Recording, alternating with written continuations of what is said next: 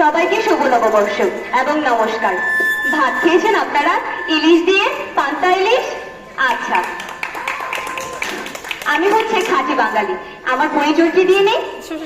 আমি হচ্ছে সেই বাঙালি যে বাজারে গেলে একটা মাছও ঠিকঠাক না দেখে কেনে না, যে বলে ইলিশটা কাটেন তো ভাই ভালো করে, ইলিশটা কাটা ভালো না হলে কিন্তু আমি আমার পাশের বাসার ভাবির কাছে এই ইলিশটি বেচে দিব। আচ্ছা,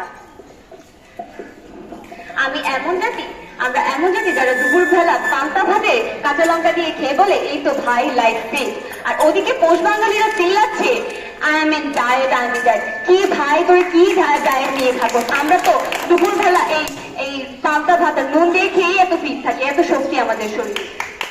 আমরা এক হাতে চায়ের কাপ নিয়ে বিপ্লবের গল্প করে এবং অন্য হাতে বেগুন ভাজা পাল্টাই। আমরা কথা বললে শব্দ খাই না, বরং শব্দ ছুঁড়ে মারি। আর ওদিকে পোষেরা কথা বললেও তারা গলা ঝাড়ে দিলেও মনে হয় তারা বলছে এক্সকিউজ মি,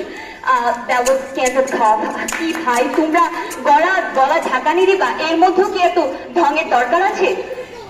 তোমাদের খাবার দেখলে মনে হয় যে একটা কথাই মুখে আসে যে ওরে বাবা এই খাবার তো মানে কাক দেখলেও তাদের রুচি নিবে না খেতে।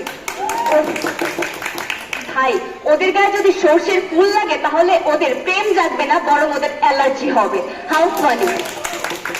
আমি গর্বিত কারণ আমি বাঙালি। এখন আপনাদের একটা গান দিয়ে উদাহরণস্বরূপ দেখাবো যে কেন পোষেরা তাদের যে পোষেরা কিভাবে তাদের কথাও রাখতে পারে না।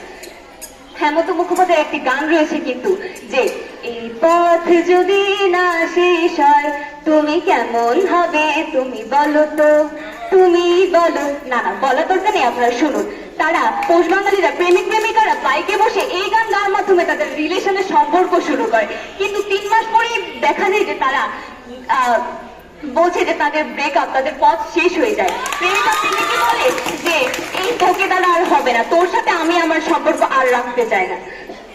যাই হোক, সর্বশেষে আমি আমার পোষ বাঙালিদের একটা কথা বলতে চাই যে আপনারা যে নিজের শেকড় নিজের সংস্কৃতিকে ধরে রাখতে পারেন না, সেটা কি আপনাদের কাছে গর্বের বিষয়?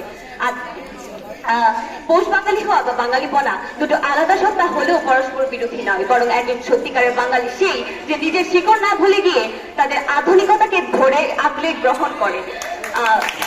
অভিজাততা এবং আন্তরিকতা দুইয়ের সমন্বয়ে আসল বাঙালিয়ানা। ধন্যবাদ সবাইকে এবং সবাইকে পহেলা বৈশাখের শুভেচ্ছা।